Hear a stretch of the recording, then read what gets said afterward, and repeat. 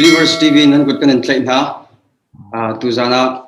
Believers TV in hikahin gospel singer semi dotram Iang interview ko to lai akan leng tu di lak sunga kanalom tuk ti kham sa chima kan sim kadu lechon cholong selo in hikahin nan comment karak zau pa cho ma lai comment zonga khan bihal du mite tenan nei sia chon bihal kho nga chan lakin nan bihal nakha hikahin gospel singer dotram Iang kha kan kan help yak nara ti kha thong tha ka wanen than du na Believers TV he pathian biangai na gospel channel pakhat ase chalong chu selo hi bentokin gospel singer kan nei mi te na jong interview kan to anhalai adang lai mini kan nei mi kan zo thlamin ha tampi jong kha interview kan to anhalai like le subscribe jong kha nakan bom veu share jong nakan bom veu ti kha ekana masibi ka ban sim kado asia chon interview le kan choi chol lai tu jan he naji pareda kan thoge saupi jong kal kan tim za khan kan chol ko lai tu jana rem Believers TV chan na kan pek chan chong long nak tampi kan nei kai jong kai lom tu ve tu jan ban tuk in Believers TV he biro coding in le ni pi he bi ro coding chan tha kam hu cha kai lom tu chen min jong ka thang chat nen chung jong kai lom tu kan lom tuk ve atu he than tlang an leo se sakoloma si se ka o se than tlang kom leo se sereng atu he global pandemic coronavirus rong achon ina cheu kan si taka hi chunga hen atu rong zailana tu chem zailana busy chem na kan chim sabeka ban ka chim kholo kan lo ha si tu leo kan thei cheu ko ban tuk in khol ton jong kha ban nga ti lo tika khan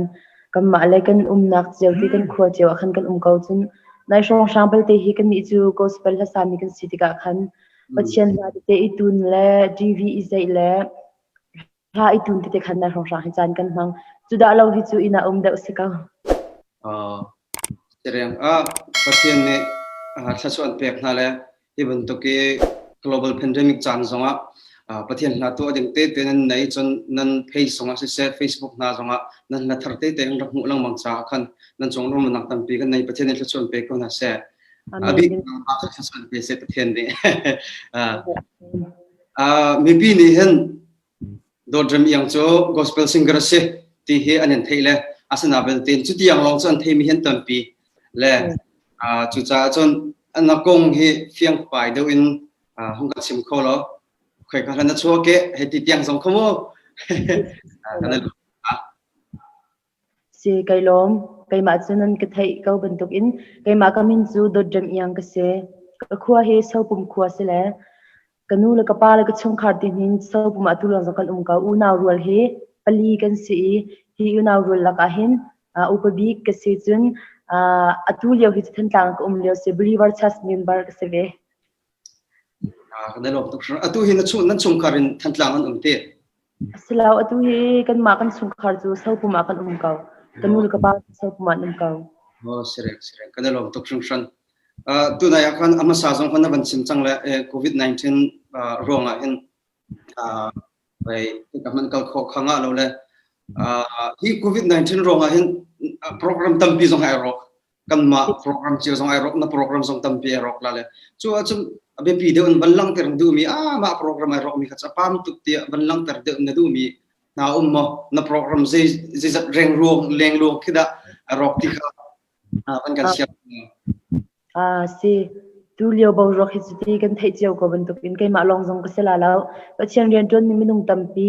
thong thabia chim tu sin ha se thang that nak la sami pol jong kha zeim han tu ok thalo minung la in kan rak isoi sam mi chu ka kan kala kha ka khu se khen ping tia minung la in ju tin te rak ichim mi vel te kha chu aza pi te khan apia azai man kha tang lao zai bun tu program abme jong si angan jong si se tu khawlo khan aza pi te khan apia di ka poi taksi chu chon ram dang chu nak ding le na te ai tel mo ai tel tu klem la ram dang le hi chu ram chung de wi se ka adu pi chu poi to khang san pathian ni hi covid-19 ni chong kan nak yak jok selo nan ola nan zai jong ngai kan du na hi ka le jong kan ma jong ni som kan du na le pathian ni kan ram kan zak pa ram ku se kawan kal khoma ko la question kha cái cái hiện đang là rong question cái này cha kan bihal nak kha gospel singer si cái du vela cái he minung atu gospel singer chan si cho le se gospel singer pakhat si nak dengan qualification nei ding mo kan quality hi je bentuk wol da asiti na ro ka van kan sim sa cham lo kan lo ko la se kai lom to kavan hu mi kha kavan ke mani kavan hu ning kha kavan chimbe ko lai lap song singer si a hin chun lap song singer si du a hin chun nu shin nak in orak that tuk zong a haw ma chun zaken tila action havan thiam pa a haw mui zong van izat pa a haw abi bi bi ku o kharak that ba a haw lap song singer kan chima khan chun asina in ke ma kam hu ninga chun gospel singer pakhat si vening o leza in boyporian don wedding tia khan chun arak her ba mi chu apakhat nak bi ka hin pachen dot nak rak thei hebe bi ka karwa pachen dot tak thei tiang long mo te azari lo tam pinun kha kan pek la kan har sim kha anun a her mi pi ni ang nai nak asi second ma ni kan sak tik zonga khan zekan tila kan o zai le kan hebia khati pachen ni thut cho pek le chiti thu kha rak har da tak te karwa e kos na hin chun over chat leile walai leita na kitlin asinak na khan apakhat nak biga pachen dot nak thei pachen chang thara ne chon ve bak arian ton ding in chon ve bak chu hu zong anun pek nak he gospel ha hi chu san house si lo ti kha gospel singer pakhat si du nak achun khaban tuk achet la te kha ke mani kaban hu kho tok se kaw nong nak tam pi kan nei van chap vening ti ku du ngai nan gospel singer ka si tung lo le van chap du la ning mo kan lom tok kan rama hen gospel singer he pathian ni an man chu ma na le bikin crusade camping la bang achun singer tal lo crusade singer tal lo program hi chu vai second tila ka jong ten do ti hin ka chia lo chu ti si de ga ken nan ma gospel singer like ken crusade camping nan kal te ka anop nak te zong la har nak te zong la che te so achun ne experience kan tila so na ton mi te ven kan share pa khola ne ro ko crusade la camping kan tu atika hin anop nak zong atampi boy pani har na zong kha atampi le kai mani kam hu ninga chin azai hida kan inuam te achin kho pakhat kan kal na ki chiang thrau chol chang ai ti boy pa chiang thrau na kan chol chang pi a kho mi zong ni luat na kan hu kan ma a chin tu lei a sa tu lei zong ni mo chin lung di lak in pachen ren kam van tuan ve I tha jang di lak boy paren kam van tuan ve a kho mi zong ni chiang thrau bob nak thong in lop na kan van hu thang na kan tila chti kiban tu kan hu chan khida ngai kai lop bik sirwa ka ti khu se la kan ping kan to chana kin le vai har nak dak te har nak su tu kan van chim mi khan ai lo thiam zeida har chin kai hi ahar ti mi hi alam hat alam nai khan ka tuak lem law khote lo khopi zong khan ka hi tuak lem lam asina zai ronga da har ti chin kharau ram in ral da mi kan sibi ti ka khan mo khu se camping team ju kharau ral da si ti ka khan achana chin bo ro arit ti ban tuk in kham ban cham kholo hi ti ban tuk mo thong thabia zong chim kholo achana bo ro thalo ni kha kan jem jon chan ka tam ti ve khaban tuk chana khanda ahar cham ti khin ka ruat mo bo ro avan rit I thong thabia zong kal ha tuk avan kal lo pachian thang that na kha zong kha sakhat de kan tila avan kal lo de ti ka khin mi pi zong kan zau na ti ka kan thong thabia he an na alut khaw ro lo e an mui kan zau na hin in kai ong lo he ti ban tuk chan khi thrau le in khi har cham te ka ru chan chi sikhu se camping kan to mi la ka hin kalom tok vai kha atu na ban sim mi chong khan pakhat te ban har ka du mi cho bo rok ri chan bo rok zan chan kha iti crusade camping nan kal te ka khen bo rok ri zero chama kan da ari ton la chan bo rok azang ke te zai da zero aruang ka ti la chiti ari na aruang la azan na aruang kha nan kan share kholo kan rom tok ma achan chan achin ti hi bo rok rit kan ti mi chu tharau sual khan sa ko mi chu tharau sual bo rok kha da tu ding kan sitika khan achana achun mi pi chin lung shim kha setan ni khan tam pi rian rak tuan tika an chin lung in ka khan ong khau ti lo an chin lung in ka on changa an on ti lo tika khan chun chimle na khan je ti san kha tai ti lo le ชินลงอินอันดักอันโคโลนักสงคากันได้ป่ะสิเดนเรียนจนนักเทียมขัดเสจุนอาจารย์อาจารย์เปิดเชียนนี่คันทีไกมาลงเฮรักบ่าวชันนัสเสไกมาเราอินตัวโคมีอันไหนเราเจียฮิกฟ้าเลยอีฟยังนัสกันทีจานสงอาคินบ่าวรกพิกกันไกลพิกตอนบุยปานี่ที่คินกำหูหนึ่งจะเสบ่าวชันนัสไกมาเราอินมีนุนนักเห็นโคสีเราเจียไกมาเราอินนุนนักอิสราเซียมออกอัดเราเจียอันเฟียนคนนักหาดิ่งทีจานสงอาหินกันมานุนนักมูอฟ้าเลยกันมานุนนักกันสักจานสงค่ะตัมพิลาที่ก็จุมีบ่าวรกอริกมีชัวอาจารย์บุยปานี่อามาลองบ่าวชันอดูนักเลยจุนมีปิชินลงเวจงอาคันเซตันนี่คันตับปีเรียนขรักจวนอันชินลงอีกตามกันอันโคที่เราติกาคันปัจเจียมเดียขักกันที่เรากันมาค่าสิวางอันกันคีพุนที่เตคีบ่าวรกอริกนักพุนที่เตค่ะกันมันชื่อกันมากะตีโคตกันที่กันมันหลังตะโคมีจุเสบ่าวรกที่เจbentuk program zongaบ่าวรกอริกsangat sangat hartuk lah azan kan anu sen ko kalom tu shintran avai khat nak chem vai cruise camping an dak som na katila chati khuwa mun zai tik chang trong khan la cruise camping an tak tin nargetel thok ti khawan kan sim kholo nirok ko ha si kai lom tuk cruise le camping tak i batak te ka ban kal hi chu thong ni lai ruk akhan se i February kha azar thum na kerak se ma julhana chu ka sa bang kau khrifa bu chungai ti ban to district kompi assembly kompi chu ko in workers training ti ban to area kompi ti ban tuk le khom ti akhan chung karak kal lang bang chang asina te in cruise camping tak i zaken tila ke ma zong ni kai chingchia ok lak le hi hin van chim ok lak ka ti karak ro mi kha chu thong ni lel hei ro February kha azar thum na kharak se chu lungzar khuwa rak se lungzar khuwa khan cruise karak ot nak big katila chu ti cruise karak ot nak big hi lungzar khuwa se chu le zong achun chang thara khro har inarak he ka phil kho lo mi ton bia zanga ai tel ve chakate believers tv akan leng tu bial tele ikahin gospel singer Iang tu afen pol bial ti chunga panchim chan tu mi chu comment ikahin nan comment ka so mai bihal du mi te nan nei si sun bihal kho zonga ti kha kaban nol chan kaban du chalong so selona tu he kan ni reng lamang charo asur le line attack so chit che sia chun thachelo ten bezu ten nan kan zau nak la nan kan len nak la kaban som kan du na programa kan ri chamu kan ram chi ni akan selek kan nan kan tem nak la ai sam kan non ha chen dang kaban kan so ko la le cruise camping e pe tai chem chemin gospel singer pol he vai evangelist tuk te in pathian bi apo mi tuk pen pathian in han an man nai kan ram zonga nun theng tu ta ti zong nun theng tu zong nan se le cruise camping nan kal tika som na tika kin nan kal na ka tila chu sei tuk kan latim to nak nan nei ve nan ma le in ti kha na sun khong ka kai lom tuk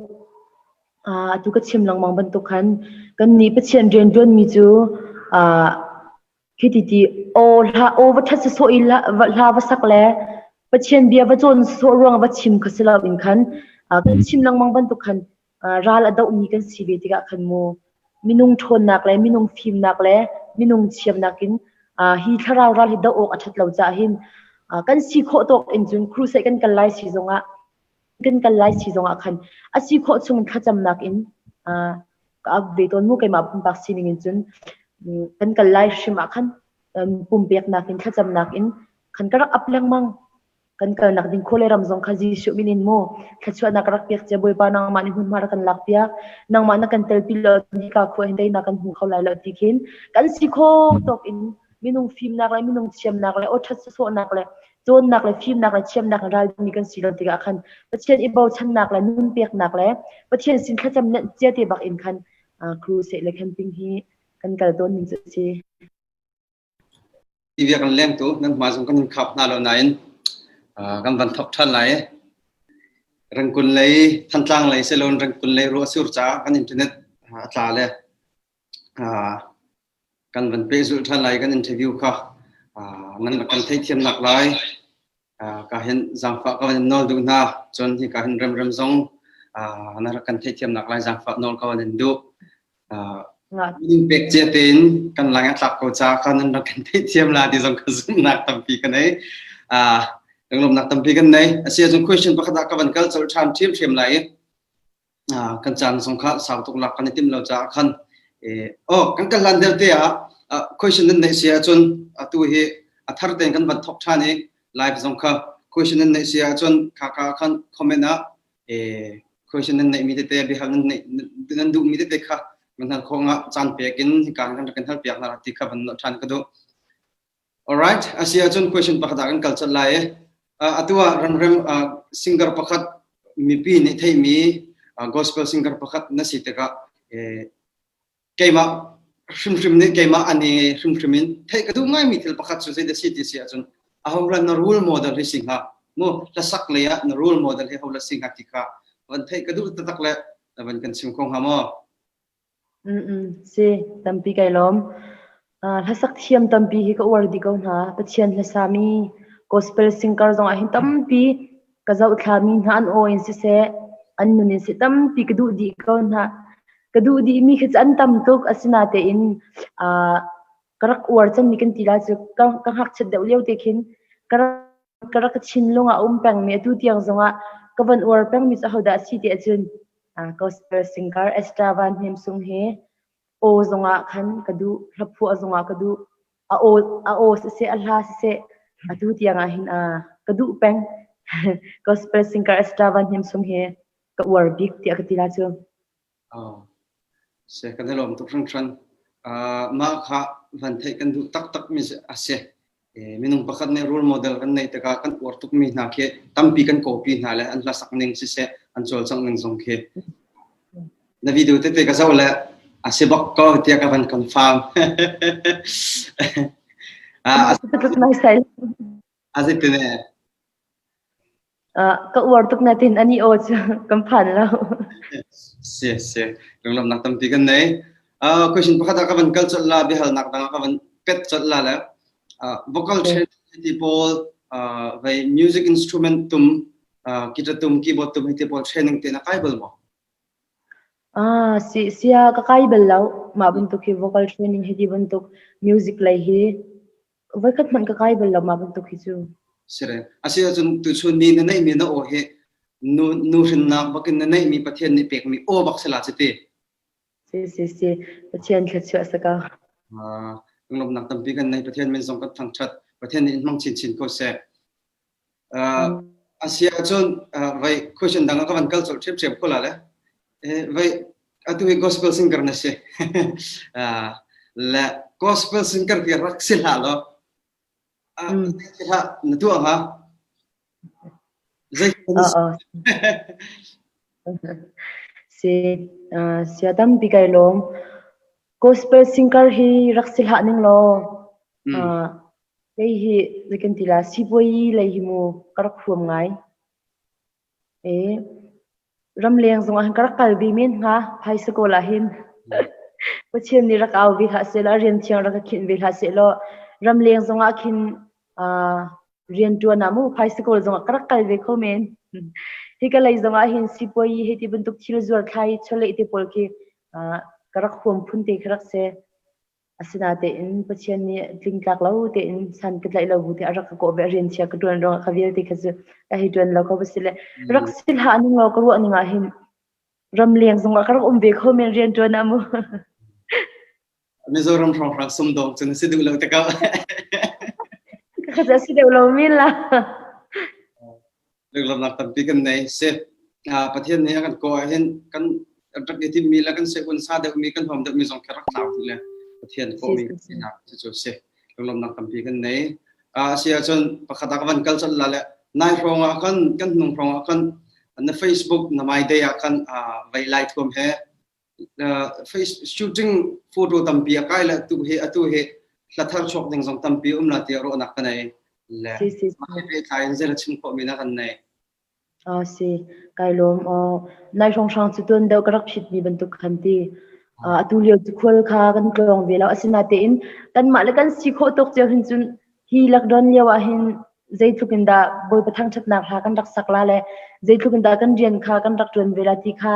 atu lewa hin hi chete kan rian kan nam chiao I la hi hathar hi chayo hi ti ban tuk he chun fungko fung sha rong chu hi ka atu lewa lockdown chung a hin I achuak ding ti zong khatam pin kan hathar khatam pa ngai ti la le achua tik zong a khan thazama kan piak sai zong kha za ji shukri min kan nol na kan rom tu function le na thara chok ding mi tam pila ka khan pakhat te ka ban thei mi chu kan thacham chu akan le ko lai ti sura da ka te si o si ma happy tlai khan ma la happy tlai khan ma la ka ban se un sa tok arong chu vai zai ka tila atan sin a o pol ka ban uar zo ka uar zong to ka ban sil ka happy tlai khan ma la ka hau ni la phole sitin la zalo sitin la nanga ning na sak ning hiti pon na khatlom pal ma la kong te khan tlom pal na kan sim khong ma si kai long ma la kha even John Freddy ma sak ding kha karak itim mi kharak selau kan nu te a khan alon chia mi thani lewa khan kele mi wa khan thatu na kan rak ra ma lewa chun atu lewa lar ngai mi ti lai mi ka thin long ti mi phais in khan kan u na simi gospel sing kartam pi kha pa chian thang chat na kha an rak sa na I no way se waqti no way mi kan u na pa khan ti la ti lian za thang ni khan tam pi kha kan u na simi kan naw la kan u la simi gospel sing kar pol khatam pi kha rak sak tar na kai he chung kan rak I theilau sumna in kalei mi kan rak kal lewa khan ti avan ka thei ve ti ka khan za fa nak te in kalei mi na leo te si ti ka lai mi ka thin long phais a hin hanar kan sa amona ol na zai pa chen am bek mi hi narak kan man piak vela ti khan arak ka chon kai ma ni khan hla zong kha kar I tuak tan lau ama ni khan sia John Freddy sina khan arak ka hal piak sia John Freddy la kai ma zong kha kan ri pe tai ma sa lau ama lian zi thang ni khan sia John Freddy la ka arak hal jam ti kha ma hla te rakan sak pya kaulo ti arak ka pek le kai ma zong ni khan o karak ti ve la ma hla te kha kan ri tu nak si a pho tu kha John Freddy se yung nang tampi kan na siya chun break tlom pa kan ban na la tlom pa kan din la le second point tak minute pakhat sung tak kan din na chulio te a chun atuin la thara chok ding mi te chorus te kan ban ngai tan hala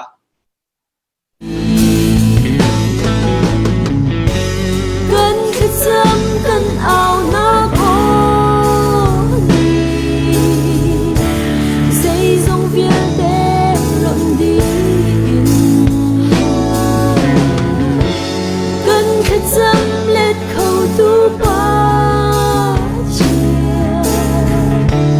boy pa Giêsu xin phán sẽ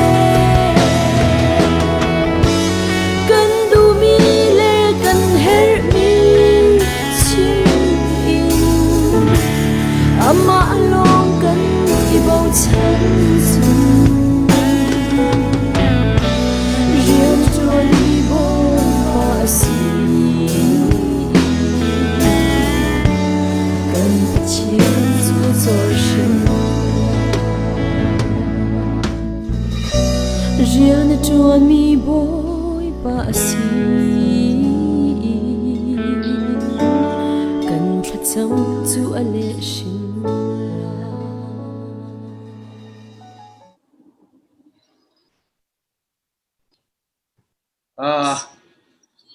lunglom nak tampi kan nei ma kha kan thacham chu akan le ko lai ti mi ha se evangelist Freddy ni atial mi se le angai anom tak kati bera ka pin believers tv kan leng tu te kha vai master serilo dimolo serile achhuate ka atha tak ding mi ha se apho tu jong ni pitak thak te na pho mi se sa tu jong ni ka hen gospel singer jong ni pitak thak ten le cham nen ten sak mi se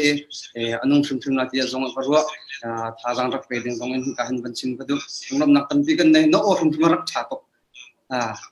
vai kai som tok pathian mi man sina ringa hen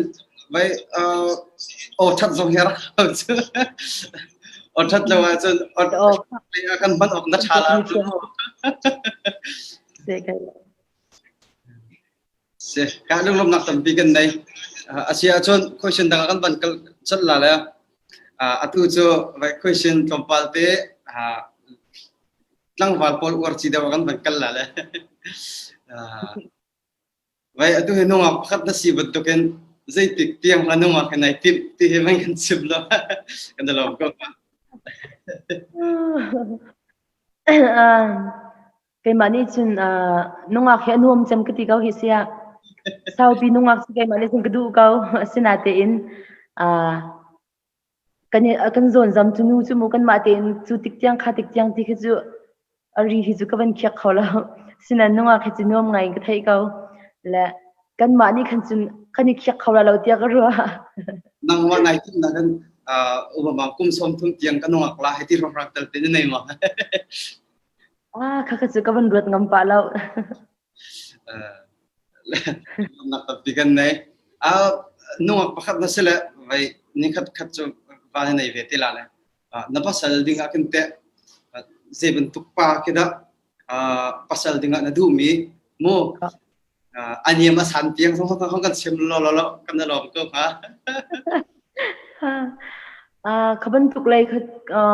se kawe minung lai ni chun chuban tukin se khaban tukin se ti khachu sedu chukan hei thalen kau nga sina te in khaban tuk nak tha khanti pachen akan pek mi pa khachu zai pok chol han kau la tia ka ru kau pachen pek mi si zai pok chol han se kau la teใกันคอมเมนต์เฮบิฮัลนักเตะกันทั้งสองสังเกตเรื่องลมนักตับปีกันในชาตินักเล่นเปียกเลยอาเซียจนไว้ประคัตกันบันเกิลชันละเลยจะเราโดดจมเอียงที่อันนี้เทนักหลักที่ละจุดที่สิถ้าใจหลักสินะวันกันสิ่งของเรานับเอาหนักหลักที่ละจุดผู้ชันพันจนสิkai lom gospel hasakar ki ot ka ti ahin gospel hasakar ki ot na khi chu thong ni leinga hu deu khan sile sina te in pachian la in dvd te na kan rak ichu averi lo tika khan kan kal na khwa da lo ni chun ara kan thei ve lo asina te in thong ni le heriat liawa khan dgm mo disciple group ministry ni mark pe tu volume 2 anak chu lewa khan kan paleng hani an ka seher vele an rak som ve ma julia chun group song khatam pi kan raksa na julia chun solo zong ni fung khachiao raksa na se lo ti mi kha kan paleng ni khu khan rakhan chan malio ti chun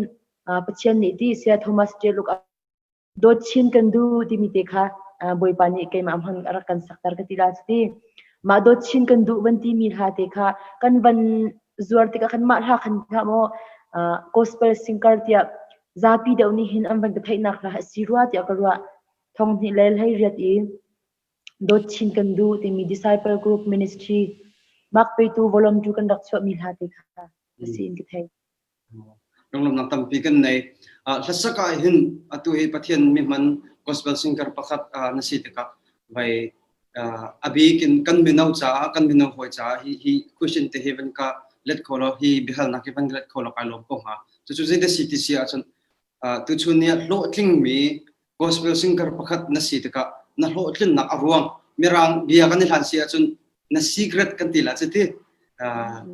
kha na ban kan share ko achon kan lom ko ha si kailom zagen tila minung lai ka pan sima chun min thang mi chu kan selau rom in hoi ban tuk in khin zagen tila alar tuk mi la a min tuk mi jong khakam veselau kho men asina tin keima ka dir hun a chun hitiang ka phak kho na khi chu apakhat nak bi ka apachian thong ne si boi pan na dot na aka theitar e chang tharau ka chau nuwa khan ka si kho tok in nun kai pek ve nak le zagen tila boi pa ka pi tlai na ka tila sti zagen te valai nom nak tin ha min zagen tila minau kan si ban tuk in valai tu kan du mi la kal kan du mi vel te kha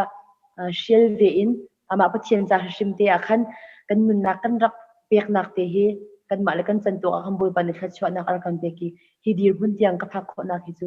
kharwang te akhan asirwa te akhan karwa kaw sia long lom nak tam pi kan nei minau kan nun naka minong kan nun naka minau lo se lo in pathian ni zai tluk na be ti bi khan ban lang tar le chu tu chunia la sak le ya na lo tin na ruang song si ti kha เป็นกันซิมจ่าลงลำนักตั้มปีกันในที่ข้าวันซิมก็ดูquestion ประคัตอากันกันจดละเลยก็กันลันเดียบเดีย Believers TV กันเล่นตัวเลยฮิกาหิน gospel singer ดอทเอียงอดอตูเวลเตอฟินเวลตินส่งลงลำนักตั้มปีกันในคอมเมนต์ตัวฮิบิฮัลนักประคัตปนิปฐุมร้องจังส่งสู่กับวันชาร์เปียกนาไลกับวันฮัลเตลัยที่กับวันซิมก็ดูลงลำนักตั้มปีกันใน question ดังก็ชันละเลยตัวฮิYouTube ใน channel ส่งที่กระรักเจ้าเอจนใน Facebook ส่งกระรักเกี่ยวเอนั่นละตั้มปีงั้นอีกหนึ่งจังและคีนั่นละวิลเตกติลาจุดที่คินอาหูที่มีละนั่นสักมีเหตุตั้มเซมสิใครฮิจูลาเฮตั้มตุกปีฮิจูก็วันสารีเลี้ยมละสนาเดนก็วันสักบาลินเวมีอาจารย์ Reverend Thomas J. ลูกพวกมีฮีตั้มดิกอินก็สักมีเซมาพวกมีตั้มดิกลงนักตั้มปีกันใน Reverend J. ลูกประเทศนี้ช่วยไปก็เสกันระมาประเทศตั้มปีกันเจอเปียกสะสงลงนักตั้มปีกันในจนเดียร์ลำเปีย Believers TV ตรงนี้นี่ขัดคมพวกกันส่วนแต่ละที่ข้าให้การอันเลี้ยงตุสนาพันชิมจนก็ดูมิเซ่โอเคอาเซียส่วนระดังคุยต่างกันทันไหลนั่นละก็นั่งว่าละมุนั่นดูจะมีใจละเซ่นั่นสักจังเมียสิไกลม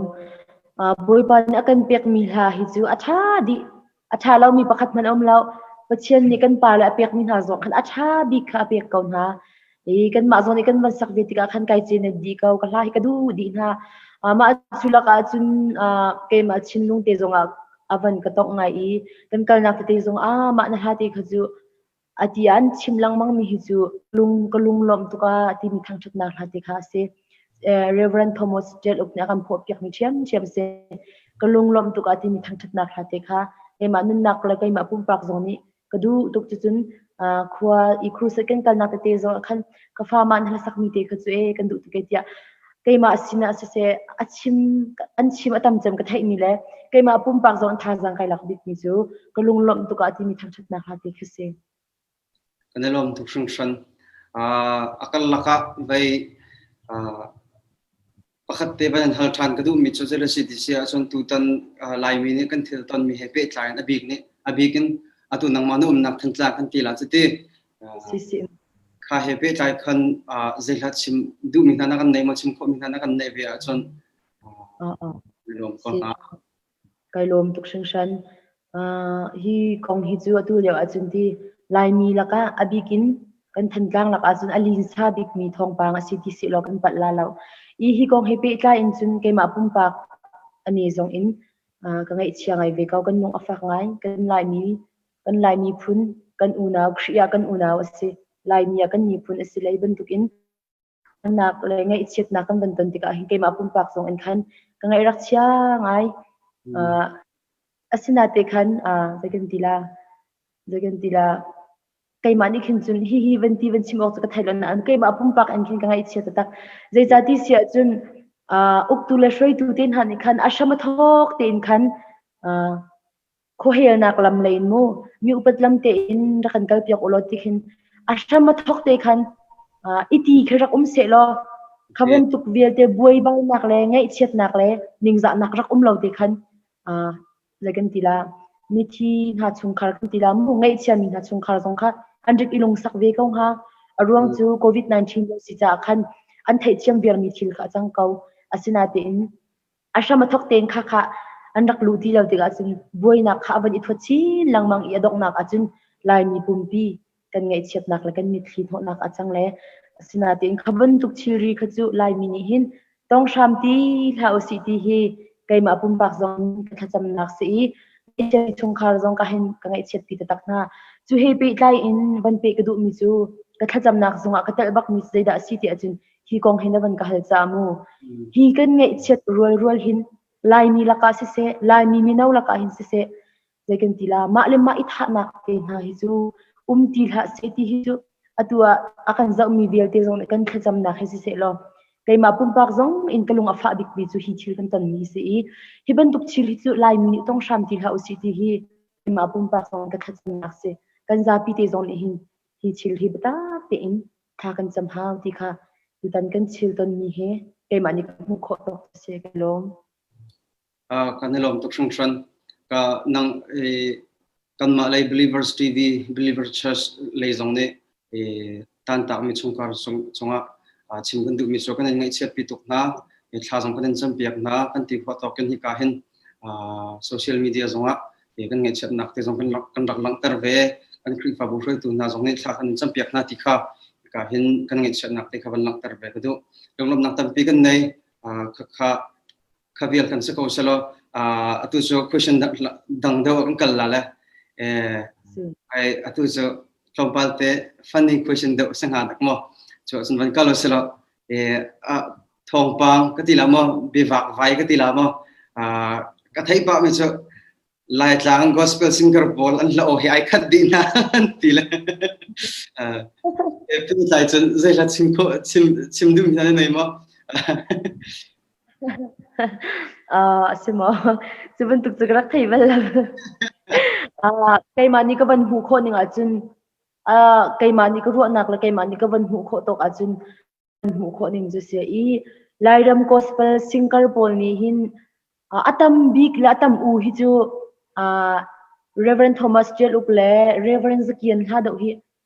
midang khan tam lo ka tinak selo an tam pi ve boy ba ne khat chona apiak cheu cheu kon ha sina in kan van sak za de abuak tla kai kan van chim tika hin Reverend Thomas Jeluk le Reverend Zakian la hi atam u ni hin ha khalai gospel singer ni hin kan sak mi si tia ke mani ka bu kho ma chu happy tla in chun zai thak chim du ti si sia chun Reverend Thomas Jeluk atu hu tharau le kan pa simi na he thla hi athong thong in boy ba ni aphu tar chang ha tir tar chang ha kan pa Reverend Zakian zong khala kha athong thong in boy pa ni khat chona apek na khatik a chin sia nang ma pum pa khavani sitar cheu la kai ma zong ka bani sitar a foi lo tia ka ro la hi phung sha phu ning lo a o hi pakhat ti tel cha ai lo na khi ha ti khi ka ro pa chu kai ma pum pa sitara zakhat ka bani phu tara khan zakhat chunga khan ai lo pa mi cha illa chu pi chu long kha selaw in a thong thong kha pachen ni achap lang mang ha ti ka khan khan ha thong khat rang la thong di rang la ha boy pan apek ha ti ka chun a o zong kha an thei lo kar zong in kin hadang an rak phu chen akum rak saw tuk ni ha hi ti ban to khi zong khan tom ba ti chu ai pi thai mi ti kharak khau ti ka ruwa le ba pi bik chu boy pan ha apek ni ha kha atam ve ti ka khan a thong leng aban kai ti ka khan o zong kha ar kilo na ti kha arak ruwa ti ka ruwa kha chu kai ma ruwa nak se khata khan ka ban hu kho ning chu se se naro na kha aman song man kolatia ti ka hen ka ban ro ve asia chon athatuk na bele na kana lok tok function pakha ka ban kal chatla le atua mi pi ni thei mi gospel singer dodram Iang nesele vai hasak zom dang thanar ke zom balmo laksong na tinarak labal mo hasak zom na kai zom belaw sia la he pi tai in laksong balak mi zong khi tu tiang a hin chun kanai lem la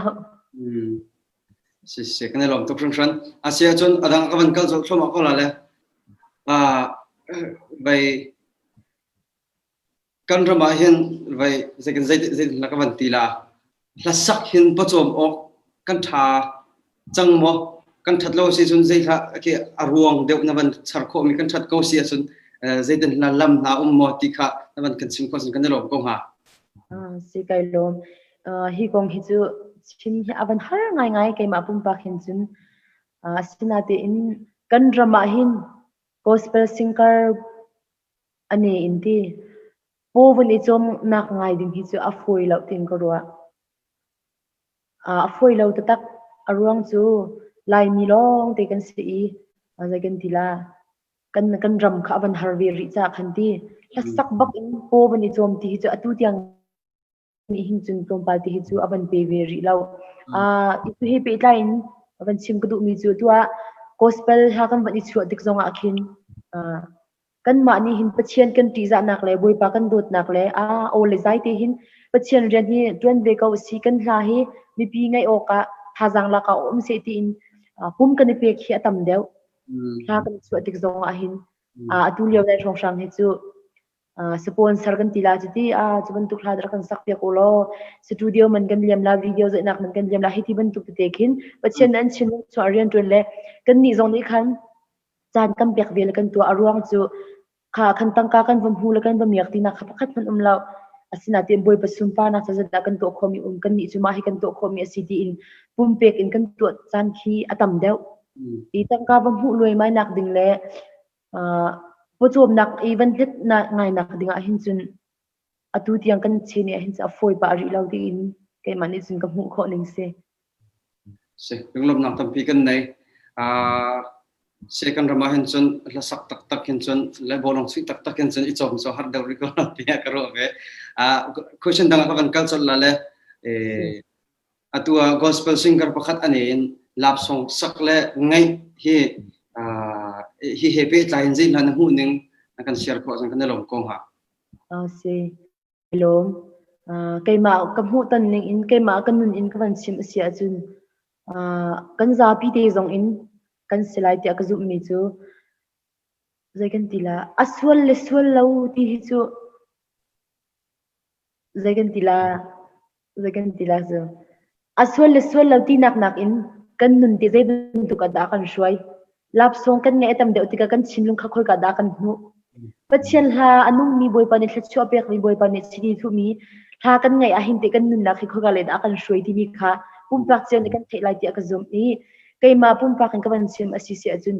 lap song chu kan ban ngai deu deu si achun zai kan tila zun chuai nak la tuar nak la khi adong khau ti lo mi zun ngai nak lai hedi ban tu ka mu kan tha jang kha kan zu ko chu lap song kan ngai tam deu si achun asina in pachian thang that nak ha boy pa ni chiti thu mi chiang khran om pin ha bak mi ni pachian thang that nak han sak kan ngai diga khinte zai tuk lop nak da kan chau zai tuk ngam nak da kan chau khitu khin kai ka ta chan ning du se i asa tu nam basak ve kaula asul sul lo tin nak nak in kai ma kan nak achun mi angai tu jong for ka ban indu mi na chu pachian ha kan ngai mi kan chinlung le lap song kan ngai mi kan chinlung ku cha ai lo shim la la kha cha khan asul lo tin nak nak in kan nun nak ni khati jiau lai ti akazum ni pachian ha do hingai ko na si kan nun nak ai lok nak ding achin ti hi for kan du ko na men kan lom tu khong tran pathian bia angai de min nun le ngai lap song ngai de min nun so ai dang phrim ti khana ban sim du mi sela se te lom nak tam pi kan nei asia chon vai lap song la hite ke stay amo concert hite polate na sabal mo chun ki zalo tep khoi chu ding te pol han te an sombal mo si sia kai lom he ban tu khichu tu tiang hin chun katong ri lau lap song sak jong kha an rak ka som lau ma chun concert ti bun tu sa lau chun tep khoi te pol jong a khan tu tiang a hin lap song ha hi chu ka sa ri lau lung lom nak tam pi kan nei hi ka hen zalawa khomena an van behal na pakhat kawan charla la chu zai da city hi ka hen obet uk chong thang ne avan hal mi sele a war chami speaker thong ta chim tu mo hauda singa ti kha question se navan lat khong ha mo se so hi cha har ngai orjan media khan tan tampi ka tharawa kan pale zominung tampin kan ni chu kan rian chu pathian thong thabia chim aken kiplawa kal mi kan sitika khan thong thabia khatam pi kan thai kailom di kau a ho hi a ho jam hi ti ok khaju kaban thailem la asina te in atu le shong shang kanun na ka kadu i kanun zong akachom ngai mi thong tha chu even mun chum hasia pa he tu leu te ahin thong thabia in kan nak akachom dik tu ka war jam ti akhin chun pathian ni khachu apek min ha chiti thu min ha rian tron tu bel te hi ka dot din ha ka upat din ha an thong tha jong ka du di atu leu te ka tila chti kanun nak akachom dik tu le ma thong tha ni ka ban lom tu leu mi chu even mun chu he si lung lom nak kan nei hi ka hen behal tu zong ar ki chin shum la tia ru anak kanai ka behal na ke adi deng mang chang le ka hin behal nak dang zong kha ban hal hlom a ko ti kha ban chim ko do le behal nak pakhat te dang adong nak cham pani nak sela chete ban hal kan du mi chu atu hin kum ra khen zai nang ma nai hu ning mo zai la na to te nga zai la na si te nga ti ke ban kan sim khong ha ma si ka kha avan har ngai asina in boipani nun na avan kan hla dam na kan hla khan chun nu kan sive e tu a hin chen pathian ni in ka kan an piak sia kin chun pasal jong kan panai te nga chung khar jong kan badir te nga hin hukum sha chun mo boipan nun na kan hlan ka wa khan chun e anu kan siban tuk in chung khara dagan tila kharau la ya shroi khoding leti anu mi chung khar dir ding he kai timpa ka he kha chu itim ding bakse la ma happy tai hen atua singer pakhat gospel singer pakhat na sela it chungkhar na dir hu akente te he fa nan he sinu na he sinu akente hi klasak hen pathian thang that na ken pathian rin tu ni nai tim ri ko mo khit ka ken chun ka vai din te ko men la da ti la na ro da se kha che boi panor sela i pathian ni fa kan nei hu le chung khar kan dir hu pin la ya ariana her akan ti si akan ko akan chun pathian ko nak oma khan chun tar hu zo akan putun ding kha si ko nga ti abi pi bi kha chu pathian program se masalau boi pani akan au than si akan chun asining po khan ti boi pan akan fian po khan kan putun te ko abi pi bi kha chu pathian no se ti pathian inga kan on pia ki akan fa kan nei hu zo boi pani akan hari akan au si akan chun ka putun te ko nga kha chu pathian no se ko se khna lom tu khang shan atu cho ka bihal na adong nak chem ka ma khal la le chu chu se city sia chun akan leng tu rang jong se bikin kan me no hoi cha nanun na ka hin nangma na life nanun na ka hin pathian ni zai thuk na be pi chun kan me no hoi na nun na ka kente mo kan ram kan lai wi kan mi phun kan ram kan mi mar frang kin det lukang la pathian ni abepi abik takin nang manun na kajet lukang la pathian ni abepi tikha nakan simpo sang kan lom kong ha se kalom tukshan shan boi pa hi chu azai zong nakin arak ba pi bikaw pathian tel lo hin chun zai man atam chin na kharak umlo minung valai kan rak chu chan reng zong hiti pathian nol ngai ding le pathian du ning nun ding kham boi pa arak kan tim piak e kan tila zoom lo tu kan rak si hlan man akin ti biang kan rak pian thal hlan man akin pathian ki kan rak her tu kan rak i thei lo cha ase kan pian thal hlan man akin kan tharau ni kin boi pa kharak hal tu pathian dot na kan thei nu chin chin a chun ama alo hin minute pakhat le second pakhat te man anung khau kan selo pathian ni chu kan na ka pakhat nak srim rim kau zai zong te to tlai tu hi ama asi her kau ti kha keima kan na ka chun boi pa hi number 1 baka khan ka ban chia kau boi patal lo hin zai man kha asi khawlaw kai ban nun nak zo achun hi ka angai tu kan di lak nun nak zo aslai ti ka zu mi pathian hi number 1 shim sikau boi patal lo hin zai ban tok valai chil abi angan tim tu nak sa se ti tharaw ram chi zo boi patal lo hin zai khan atlam tin nak la ni fitin kan nun nak kan ni tim tu mi zai kan dila kan hai lei chan zo akin boi lo hin chun lam hi shim lo ti kha kai ma kan nak achun kan nun nak in ka bu kho mi se lom nak tampi kan nei tuzana university TV gospel singer Dawt Iang kan bero na so khabil kasela le adong na chema mi pi sina le nang ma ando tu ne fan sina bicha du mi nanai sia chon chimna tan sela se kailom tuk ama sabi ka tuzan chana hiti bentuk in nun nak akalhan tu dam nak akalhan tu le arian chianga tling lo te kisako na te in akakau tu pathian asi cha khan pathian min kha kathang thatti kha masabi ka ban chim kudu chun tu chunia hiti bentuk in believers TV he biru kho nak chan kana i cha zong akhan kailom tuk i rian nai tu atorial tu believers rian ngai tu na za te chunga khan kailom tuk i jisu min upat nak zong kan pek na tu bentuk in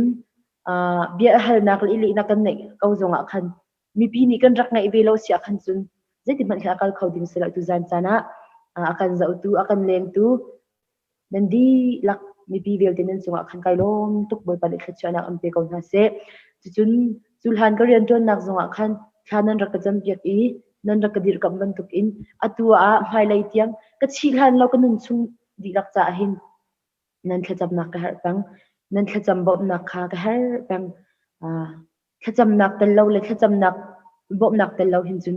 boy parian kan kalhan nak le ni fitin ti kan nun nak kan atam rak tlim shim la chu cha chun hi ka do tu vel ti khaji shu min kan nol kon ha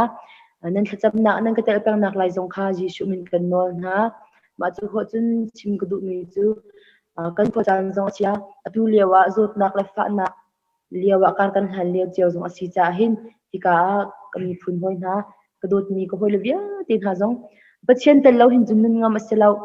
atu le zot nak labang hi chu kol ram ha khin phak pin aban gam phak be ti ka hin lai tlang lai si zonga zeiti ga da kan phak te lai ti zong kha kan hal lo chu cha chun pathian bau chan lo hin mo suan ha usi ni fitin kan nun nak a hin pathian hi som chian ha usi lo tak sedam nak la zot nak pha nak tiang long silo in khin atu chan hi tharau lai tim to nak chang zong atha dik chan asi cha keima thok in ti a ho man dai thlang lo te in kan nun nak kha kan si kho tok in pathian pen ha usi lo kan nak mun le kan nak ram cheu in pathian sumpa nak lang tar tu phanu fa kan si kho nak ha le pathian te ti tha kan si kho nak kha izom hlau si lo kan nun hi pathian sumpa nak lang tar chiao ko hlau si ti kha jisu min te zong in nol ka ban in du na i nan chunga kai lom kap ti kha ban sim du lom nak kan ti ka ngai nan za te boy pani khacha nak kan te ko na se Amen. Tuzan Believers TV gospel singer dodram Iang kan dharo na chu khavel kaselai Believers TV kan do ya kan lem tu velte ai kahin singer gospel singer dodram Iang adoi akan lem tu velte nan chunga ngom na tampi kan nei kan Believers TV he rakan follow piaku rakan like piaku i kahin pathian bi tampi le i kahin pathian ni man min na gospel singer se adang dang na song kha kan kom lang manghala ti kha bansim kudu tuzana Believers TV akan doi kan leng tu vial tenan song rong nam na tampi kan nei pai kan chuan pe kon na se